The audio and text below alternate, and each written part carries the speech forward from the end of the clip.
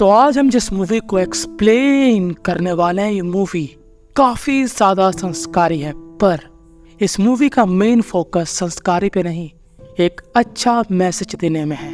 आजकल के टाइम पे जो हो रहा है ये मूवी वही बता रही है, और इस मूवी से आप सभी लोग रिलेट कर पाओगे, क्योंकि जैसा इस मूवी में होगा वैसा कुछ ना कुछ भाग आपकी जिंदगी का भी होगा पार्ट। जल्दी से वीडियो की चाबी घुमाकर करते हैं मूवी को स्टार्ट।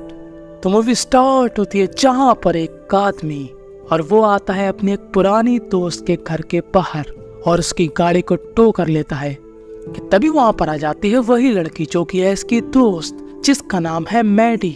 मैडी इस आदमी से कहती है जिसका नाम है गैरी। वो कहती है, गैरी तुम तो मेरे बचपन के दोस्त हो, तुम आखिर मेरे साथ ऐसा क्यों कर रहे हो? गैरी कहता है मैं इसमें कुछ भी नहीं कर सकता, तुम्हें प्रॉपर्टी के पूरे टैक्सेस भरने पड़ेंगे, इसलिए मैं तुम्हारी कार ले जा रहा क्योंकि ये कोर्ट का ऑर्डर है। मैडी कहती है, गैरी मैं एक ऊबर ड्राइवर हूँ, मैं पैसा कैसे कमाऊंगी? अगर तू मेरी दुकान ही छीन लेगा तो मैं टैक्स कैसे भर पाऊंगी? मुझे मालूम है कि तुम मुझसे गुस्से में क्यों कर रहे हो रिएक्ट, क्योंकि मैंने नहीं किया था तुम्हारा प्रपोजल एक्सेप्ट। जी हाँ, दरअसल गैरी ने मैडी को काफी दिनों पहले प्रपोज किया था, पर मैडी ने उसको भाव नहीं दिया, तो गैरी उस बात को भी मन में लिए। और खैर कोर्ट का ऑर्डर तो था ही, और अब मैडी के पास कोई और चारा तो था नहीं, तो मैडी क्या करती है, गैरी को अपनी चिकनी चुपड़ी बातों में फंसाने की कोशिश करती है। वो कहती है, गैरी मैंने उस दिन के बाद तुम्हारे बारे में काफी सोचा, मैं जब तुम्हारी उन बातों के बारे में सोच रही थी तब मुझे तुम्हारी वो बातें लग रही थी काफी प्यारी। पर इससे पहले गैरी मैडी की इन चिकनी चुपड़ी बातों से कन्विंस होता, उतने में ही एक लड़का आता है पीछे, जिसके साथ मैडी हो रही थी जस्ट 2 मिनट पहले संस्कारी। हाँ, गैरी समझ जाता है कि ये मेरा काट रही है, इसको बस अपनी गाड़ी बचाना है, इसलिए तो थूक के चाट रही है। और जब गैरी देख लेते है कि ये लड़का बाहर आ गया तो गैरी कहती है तो मेरा कजन है। पर भाई साहब, ये कजन एक तो ये यहाँ की लैंग्वेज नहीं जानता और ये आकर सीधा मैडी से लिपटने लगता है, और गैरी तो अब श्योर हो जाता कि यार ये तो कजन नहीं हो सकता, और गैरी मैडी की गाड़ी ले जाता है और बेचारी मैडी को काफी दुख दे जाता है। पर मैडी हार मानने वालों में से नहीं थी। वो अगले दिन गैरी का पीछा करते हुए एक जगह पर जाती है जहाँ पर गैरी कुछ खाने के लिए जाता है, और इतने में ही मैडी गाड़ी के अंदर बैठकर भागने की कोशिश करती है, पर वो भाग नहीं पाती और गैरी ये देख लेता है और अब मैडी को पुलिस ले जाती है। पर यहाँ से एक आदमी मैडी को छुड़ा लेता है। दरअसल ये आदमी मैडी को जानता है, अब मैडी ने जो हरकत करी थी इसकी वजह से मैडी का लाइसेंस उससे ले लिया गया, और अब उसको 1 सितंबर तक सभी अपने टैक्सेस भरने पड़ेंगे। अब मैडी की कार तो छिन गई, पर बेचारी को कुछ ना कुछ तो करना पड़ेगा, तो वो एक छोटे मोटे बार में जॉब करने लगती है। अब बार में काम करती है तो भाई सब लोग भी थोड़े आड़े टेढ़े आते, तो वैसे लोगों से मैडी का पाला पड़ता ही रहता। पर मैडी भी किसी से कम थोड़ी ना थी, वो भी शेर के ऊपर सवा शेर थी। अब मैडी यहाँ पर अपनी दोस्त के साथ बैठकर एक सेकंड हैंड कार ढूंढ रही होती है ऑनलाइन। ये लड़की मैडी की दोस्त होती है जो कि इस समय प्रेग्नेंट है, और इसका हस्बैंड ये रहा जो कि अंट शंट बातें करता। तभी यहाँ पर मैडी को एक कार मिलती है, पर जो इंसान ये कार बेच रहा है वो पैसे में नहीं बेच रहा। उस आदमी का कहना है कि ये कार आपको मैं फ्री में दूंगा, बस इस कार को पाने के लिए आपको मेरे बेटे को डेट करना पड़ेगा, जिसकी उम्र 19 साल है। आपको बस उसके साथ अच्छे से रहना है और बस एक बार उसके साथ संस्कारी होना है। ये 19 साल का लड़का बहुत ही ज्यादा है शाय, और उसके लिए हमको चाहिए एक टीनेज गर्ल जो कि उसको समझ पाए। मतलब सीधी सीधी बात यह है कि उस 19 साल के लड़के को अपने शाय स्वभाव से बाहर निकालना है और एक बार संस्कारी होना है बस, और आपको कार मिल जाएगी। मैडी की दोस्त कहती है कौन सी बड़ी बात है, मैं तो जिसके साथ पहली बार डेट में गई थी मैं पहले ही दिन उसके साथ संस्कारी हो गई थी। और यहाँ पर इस औरत का पति कहता है कि शर्म कर, हम लोगों की शादी हो गई और तो दूसरे लड़के के बारे में बात कर रही। तब मैडी कहती है, बे साबुन स्लो वाले पंटी, वो तेरे ही बात कर रही। अब देखो मैडी को एक कार की जरूरत थी क्योंकि उसको अपना घर बचाना था, क्योंकि वो घर था उसकी माँ का और उस घर से उसकी काफी यादें जुड़ी है।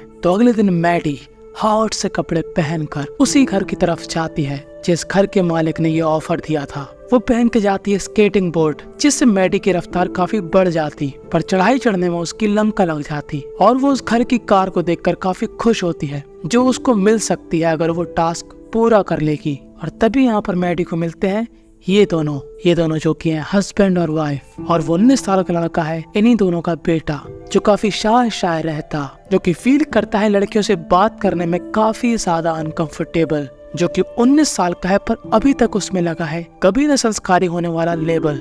और इन दोनों को ही है काफी प्यारा अपना सन, और ये दोनों ही चाहते हैं कि जल्दी से उनका सन करे अपना उद्घाटन।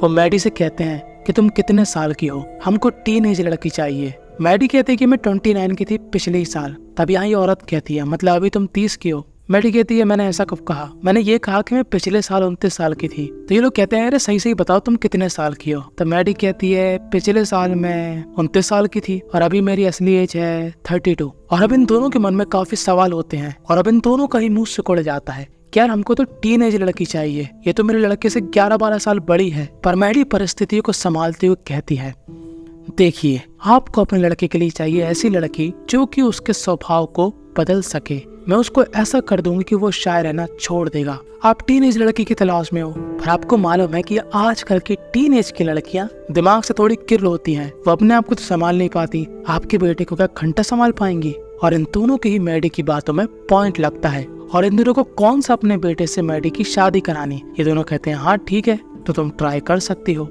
और अब हमको दिखाया जाता है इन दोनों की संतान का चेहरा जिसके लिए इतने सारे ऑफर लगाए गए। अब आप में से कई लोग ऐसा सोच रहे होंगे काश ऐसी किस्मत मेरी भी होती, मेरे भी माँ बाप मेरे लिए कुछ ऐसी ही जुगाड़ करते तो मजा ही आ जाता। पर मैं आप सभी को बताना चाहता हूँ कि आप रहते हो एशियाई कंट्री में तो सपने से जाग जाइए। और इस लड़के का नाम होता है पर्सी। तो पर्सी एक दरअसल सीधा साधा बंदा जिसको कहीं भी अटेंशन नहीं मिलती, ना ही उसका कोई खास मित्र है और वो एक पेट शॉप संभालता है। तभी यहाँ पर प्रकट होती है मैडी। मैडी कहती है कि मुझको एक कुत्ता चाहिए, पर मुझे वो कुत्ता सिर्फ इसी लड़के से चाहिए। और मैडी स्टार्टिंग से ही पर्सी को काफी तगड़ी वाली लाइन देती है, पर पर्सी इन सब चीजों को समझ नहीं पाता।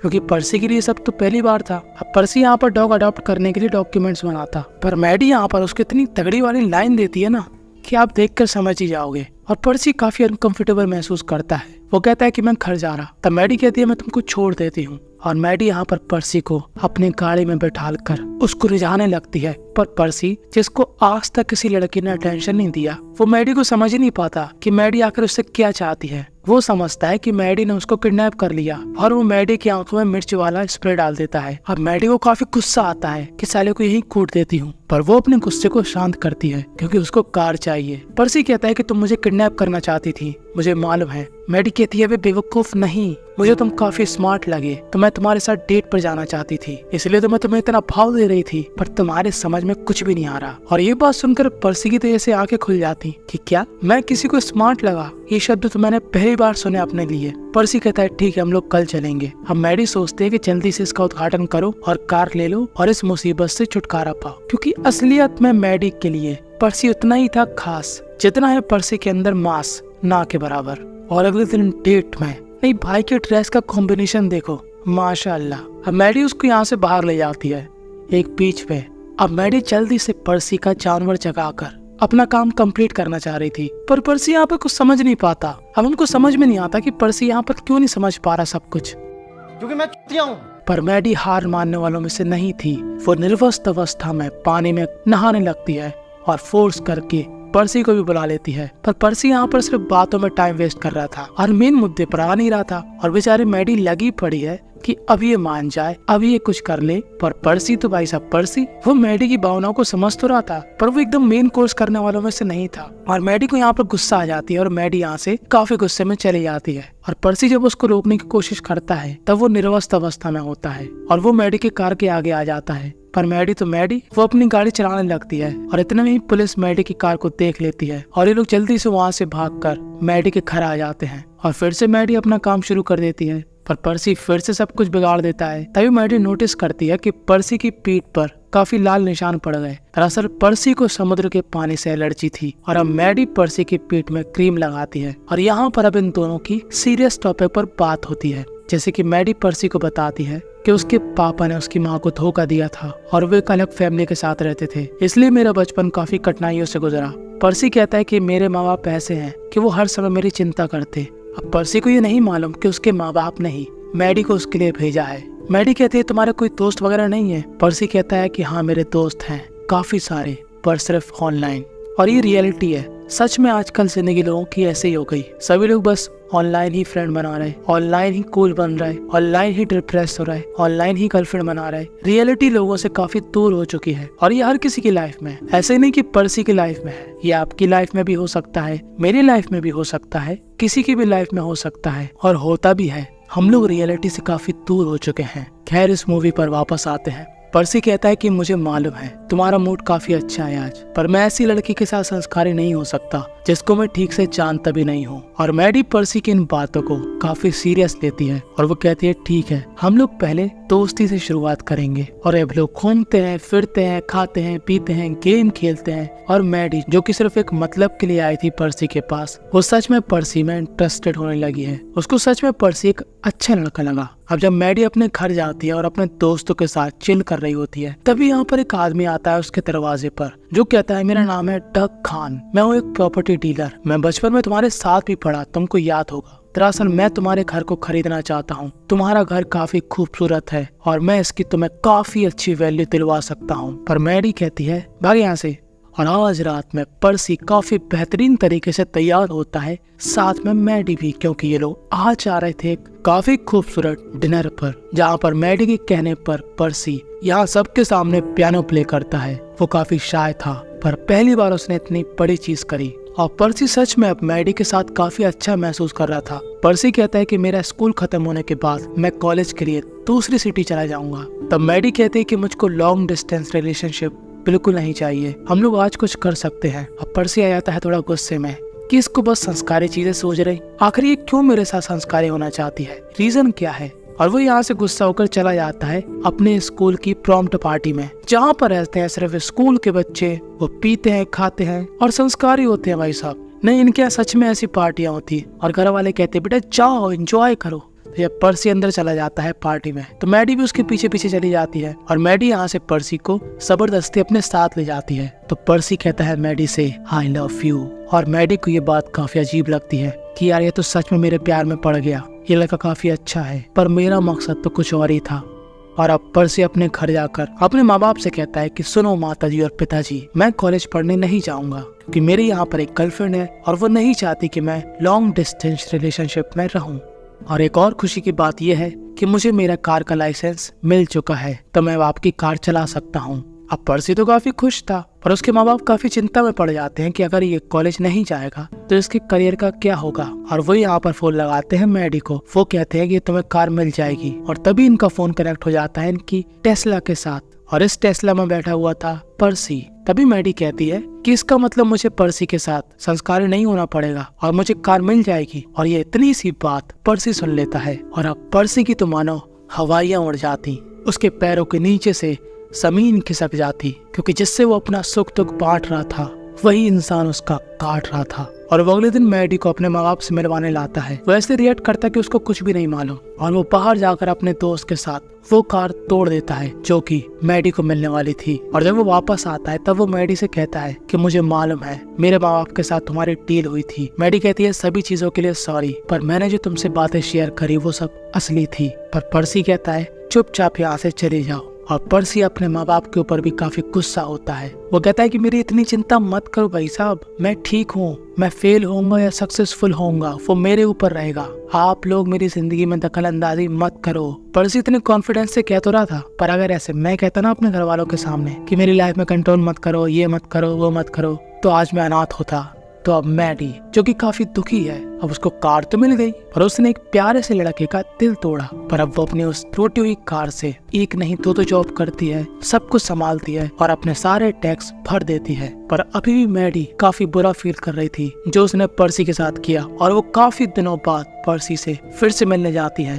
और वो पर्सी से कहती है कि मैंने तुमसे जो भी शेयर किया वो सब कुछ सही था, मैं तुम्हें उल्लू नहीं बना रही थी। अब पर्सी काफी गुस्से में था यहाँ पर मैडी उसको मनाने की कोशिश करती है और कहती है कि देखो मेरी भी काफी मजबूरियां थी, मेरा घर मुझसे छिन जाता इसलिए मुझको ये सब करना पड़ा, पर तुम एक काफी अच्छे लड़के हो, जैसा मैंने सोचा था मैं तुम्हारे साथ वैसा तो नहीं कर पाई क्योंकि तुम मुझको एक सच्चे इंसान लगे और हम दोनों काफी अच्छे दोस्त बन सकते हैं। और पर्सी इस बात को एक्सेप्ट करता है और मैडी को माफ कर देता है। और मैडी जब अपने घर जाती है तब वो अपने दोस्त को एक काफी बड़ा सरप्राइज देती है। दरअसल मैडी ने अपनी दोस्त को बिना बताए उसके हस्बैंड को अपना ये घर बेच दिया, वो भी काफी कम पैसों में, क्योंकि इन दोनों के पास ही रहने के लिए ठिकाना नहीं था। और मैडी की दोस्त काफी खुश होती है कि उसको इतनी अच्छी दोस्त मिली। और दूसरी तरफ पर्सी का स्कूल खत्म हो चुका है और वो आज कॉलेज के लिए दूसरी सिटी जा रहा। और अब उसके माँ बाप कोशिश करते हैं कि वो पर्सी पर कंट्रोल नहीं करे, ना ही उसकी जिंदगी में झांके कि क्या अच्छा हो रहा क्या बुरा हो रहा। और बाहर खड़ी होती है उसके लिए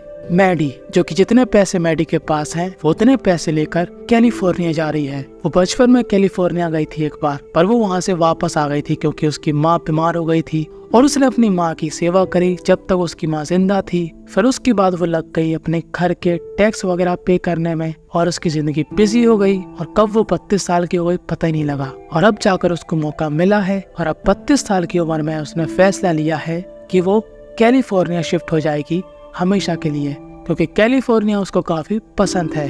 और बस यहीं पर ये मूवी थी एंड हो जाती है। इस मूवी से हमको यही सीखने को मिला कि चाहे अमीर हो या गरीब, हर किसी की जिंदगी में समस्याएं काफी है। बस कोठी बंगले वालों की समस्याओं का समाधान करने के लिए मैडी जैसी लड़कियों की व्यवस्था हो जाती है। जिंदगी हो तो ऐसी हो। और मेरा सवाल आपसे है, आपको क्या लगता है कि अगर आप पर्सी की जगह होते तो क्या आपके माताजी और पिताजी मैडी जैसी कोई लड़की आपके लिए ढूंढते कि नहीं, या फिर वो कुछ और करते? कमेंट में जरूर बताना। मूवी की और जानकारी आपको मिल जाएगी डिस्क्रिप्शन के एकदम टॉप वाले लिंक पर। टेलीग्राम ज्वाइन करना आपके लिए काफी फायदे का सौदा है। ठीक है भाई, मैं चलता हूँ। Okay bye.